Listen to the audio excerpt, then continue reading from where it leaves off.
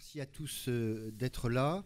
Donc quelques mots d'accueil et de présentation d'Yves-Alix, auquel je succéderai ensuite. Donc Yves, je te passe tout de suite la parole pour présenter cette journée Bibliothèque et Mémoire, les révolutions d'Henri-Jean Martin.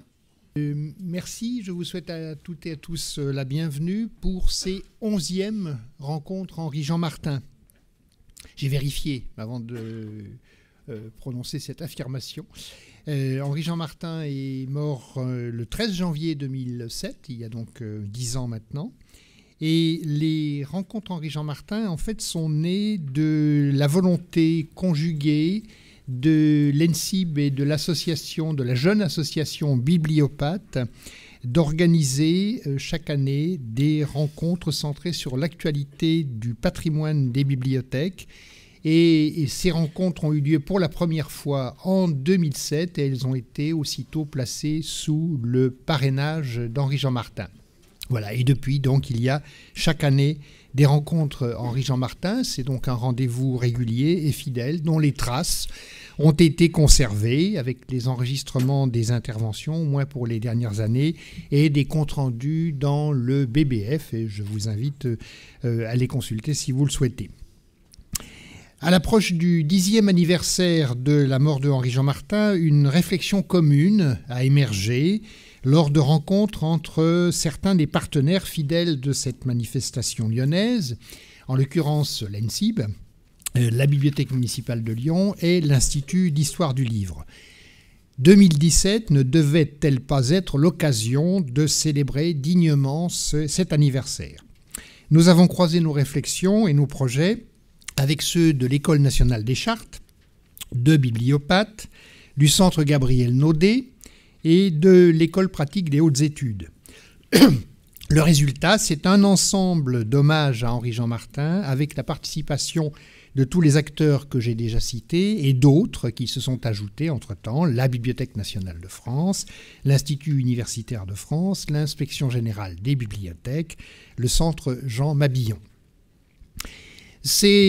Donc cet ensemble d'hommages va connaître trois grands moments, enfin disons trois grandes manifestations. La première, c'est celle d'aujourd'hui, dont nous allons reparler dans un instant. La deuxième, c'est un colloque à l'École nationale des chartes qui se déroulera le 17 novembre, vendredi 17 novembre 2017, un colloque qui se propose d'interroger les enjeux impliqués par l'affirmation de l'histoire du livre comme discipline.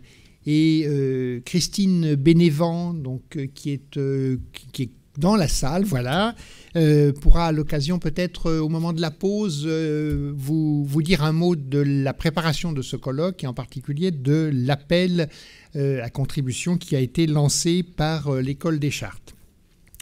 Enfin, la troisième ensemble, c'est une collecte de témoignages, de souvenirs et peut-être de mémorabilia, s'il y en a, autour d'Henri-Jean Martin, collecte faite par Bibliopathe, collecte qui a sans doute commencé, qui va commencer, qui va ouvrir une dizaine de jours, Dixit Bernard Huchet, donc, qui vous parlera ce soir, et avec une restitution de cette collecte lors du colloque du 17 novembre prochain. Et je ne peux manquer d'ajouter la place qui a été consacrée à Henri-Jean Martin dans l'exposition Impression première, mais Gilles en dira un mot dans un instant. Autrement dit, la thématique des rencontres Henri-Jean Martin 2017, c'est Henri-Jean Martin, et c'est très bien ainsi. C'est un juste hommage à un grand historien du livre, un grand professeur et un grand bibliothécaire dans une bibliothèque qui doit beaucoup à sa conception et à sa pensée.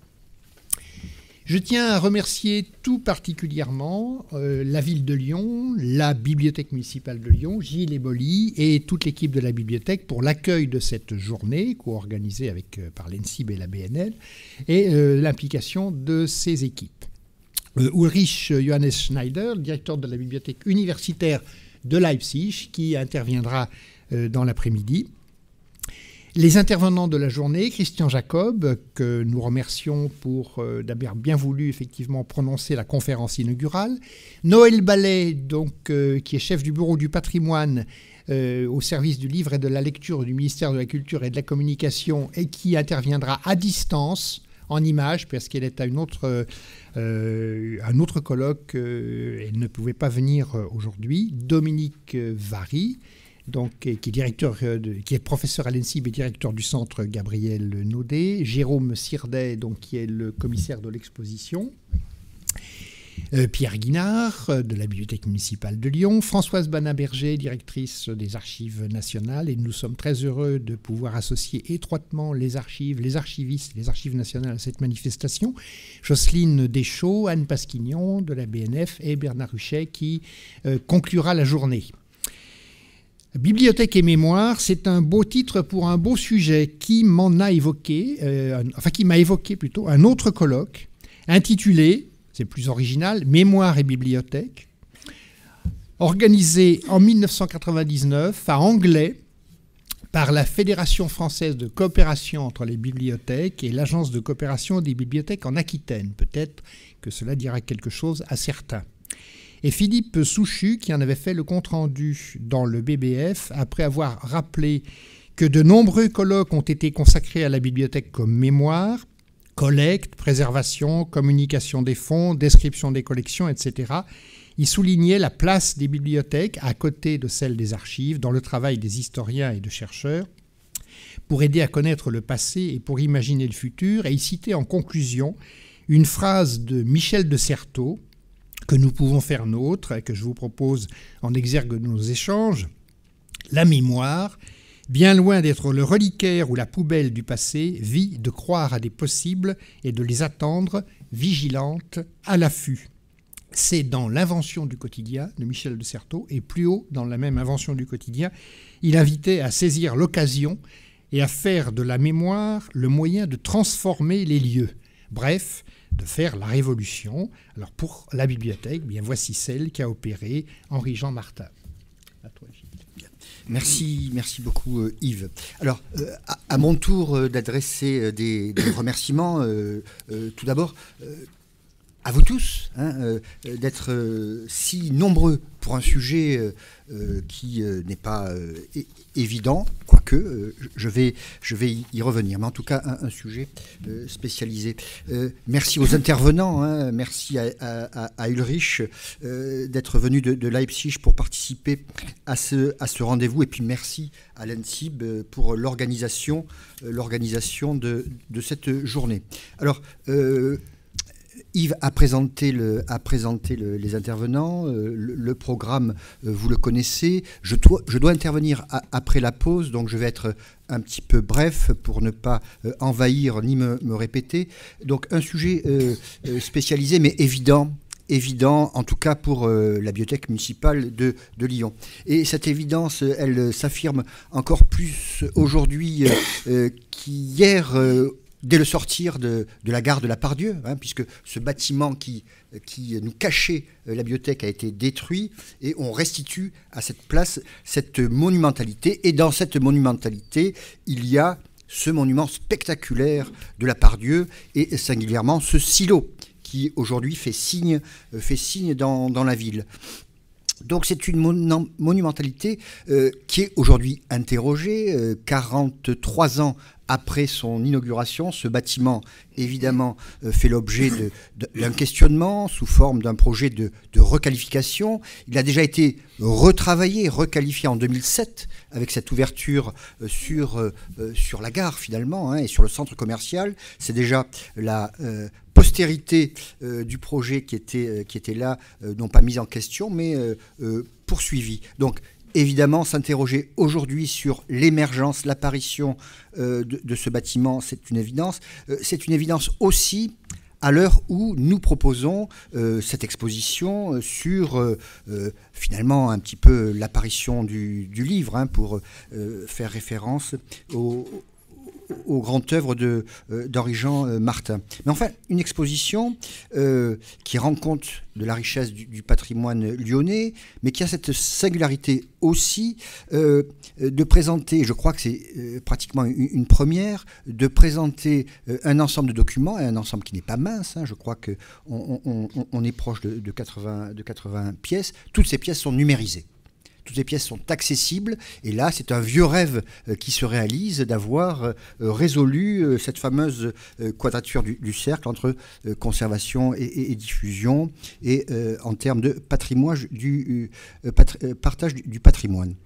Par ailleurs, cette exposition, entièrement numérisée, donc, elle côtoie dans le même lieu et dans le même projet, et c'est ça que je voulais souligner, elle côtoie un des autres projets actuels de la Bibliothèque municipale de Lyon, qui s'appelle Démocratie, hein, et qui pourrait ne rien avoir à faire avec Impression Première, mais en fait, oui, il a à voir. Et cette entité de projet, hein, que la BML essaie de promouvoir aujourd'hui, cette singularité, elle est déjà à l'œuvre dans le projet d'Henri-Jean Martin. C'est ce que j'essaierai de dire dans un instant, et c'est ce qui me fait dire que cette réunion est pour moi une évidence. Et puis enfin, à titre personnel, une évidence encore. Alors, vous l'avez compris, Henri-Jean Martin a été mon prédécesseur à ce poste, hein, et c'est une première dette que je lui dois, mais il y en a deux autres que je voudrais rappeler, et qui font sens aujourd'hui encore. Ça a été mon professeur à l'École des Chartes, hein, comme plusieurs d'entre nous présents aujourd'hui. Ce professeur a laissé une marque forte aux élèves qu'il a eus. C'est son enseignement qui m'a fait choisir les bibliothèques. J'y reviendrai tout à l'heure. Ça a été aussi mon directeur de thèse. Ça a été mon directeur de thèse, et c'est lui qui m'a encouragé à travailler sur la problématique de la diffusion des Lumières en province au XVIIIe siècle.